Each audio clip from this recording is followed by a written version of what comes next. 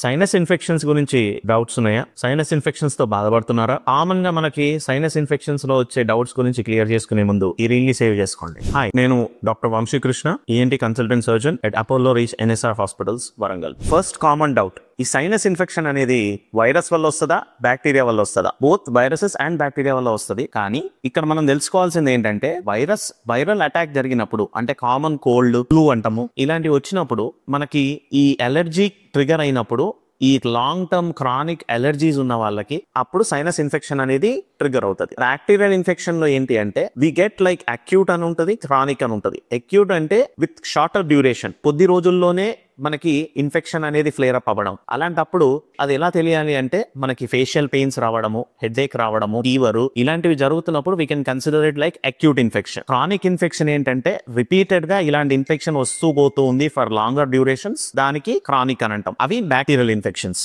దానికి తగ్గట్టుగా మనము మెడికేషన్ తీసుకుంటే లేదా దానికి తగ్గట్టు మేనేజ్మెంట్ అనేది మీ ఈఎన్టీ డాక్టర్ ని కలిస్తే ఈ విల్ గైడ్ యూ అకార్డింగ్లీ.